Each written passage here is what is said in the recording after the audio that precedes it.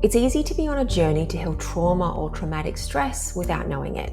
That's particularly true for events that occur in childhood. Falls, accidents, medical procedures can all contribute to traumatic stress that continues to affect us to this day, but we don't remember that those events happened, or we didn't even think of them as being traumatic at the time. And that's why I think understanding this framework is essential, whether you know you have trauma or not. And I think it also answers the question of when to incorporate the Enneagram into our inner work and why using it too soon might send us spinning. So let's get into it. This is Bessel van der Kolk's 7-step framework for overcoming trauma or traumatic stress. I will give you an overview of each step, but before I do, I just want to note I'm not a trauma specialist or therapist. I do believe being a trauma-informed as a coach is essential, and if you'd like more information on any of these stages, I recommend looking into Bessel van der Kolk's work, reaching out to his trauma research center, or contacting a local practitioner who specializes in trauma healing. Let's start by defining what trauma or traumatic stress is.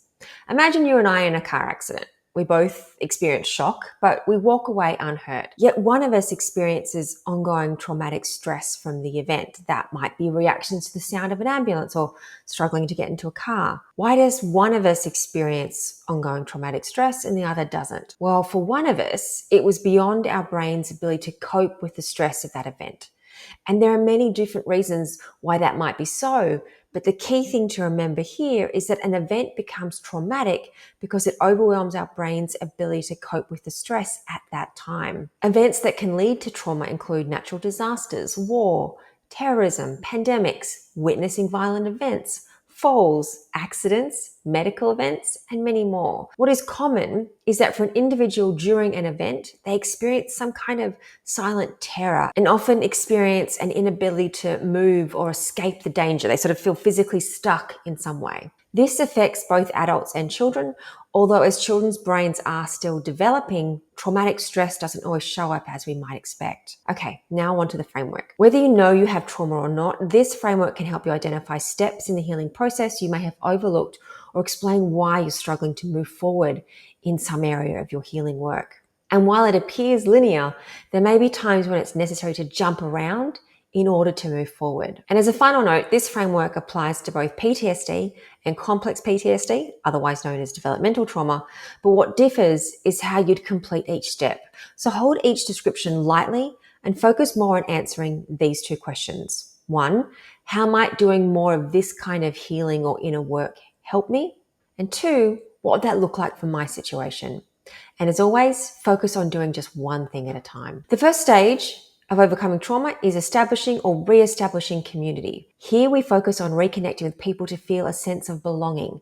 This can include reconnecting with family, friends, community, and religious groups.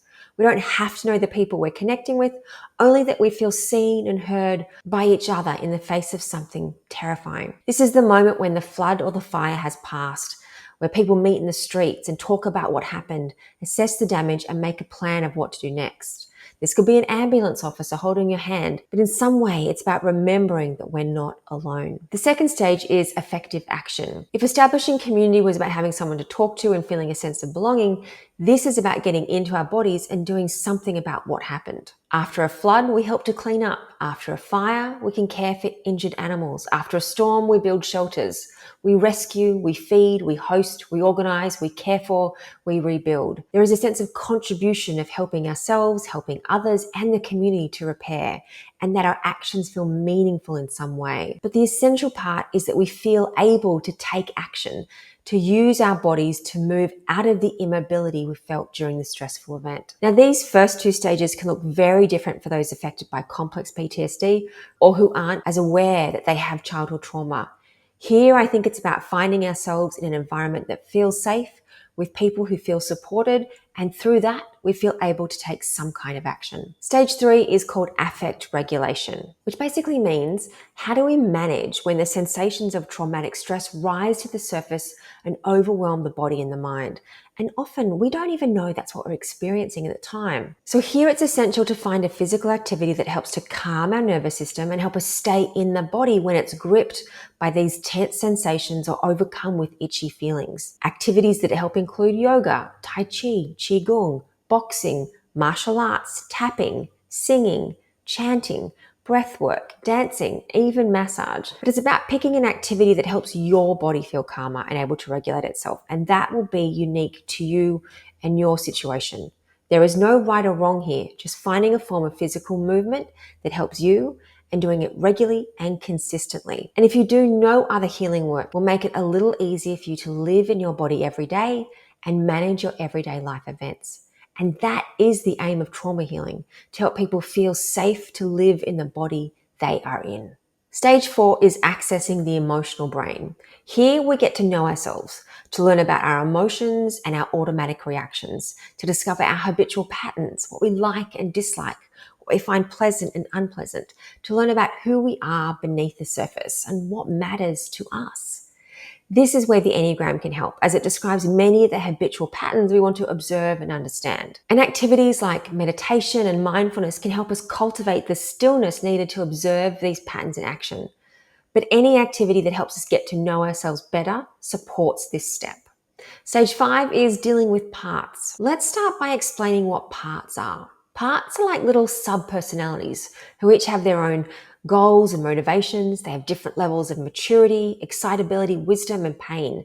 They tend to come into being during times of stress when we needed a different aspect of personality to cope. But when the stressful event passes, the part remains, continuing to offer some kind of protection or support whenever stress arises again. The aim of this step is to help integrate these parts back into our whole self. We mainly do this work through internal family systems with a trained therapist, but it's not the only way to do it. Part 6 is processing traumatic memories. Now, like me, you might have expected this stage to come a little earlier in the process, but all the skills, capacity, and capability we've been developing in the earlier stages is essential to support the healing that needs to happen here. Because here is where we work more directly with the traumatic event or the memory, and we need a lot of support internally and externally to do so. Bessel mentioned 3 kinds of therapeutic approaches that work here: EMDR, hypnosis, and psychedelics with the support of a therapist. I haven't tried any of those, so I can't speak to them. The modalities I have found useful are root cause therapy and certain kinds of somatic experiencing. And what I appreciated from those was that I didn't need to work with the actual memory, but rather my subconscious mind's metaphorical version of it. Final stage is rewiring neural circuits through neurofeedback. This is a process where different parts of the brain that haven't been able to talk to each other for a while can reconnect and learn to work together in a new way. I haven't as yet had a chance to do neurofeedback, but I look forward to when that opportunity arises. So that is the 7 stages to overcoming trauma or traumatic stress by Bessel. Once you've found yourself on this map, it's useful to explore whether you're in the right stage right now, if you're stuck somewhere, or whether you need to go back and expand on one of the steps or skip ahead to release some pressure from your system in different ways. And if you have any questions, drop them in the comments below or reach out to a specialist in any of the modalities I've mentioned for more information. And if you're in stage 4 of exploring your emotional brain, I can support you with that. To learn more, head over to individuo.life.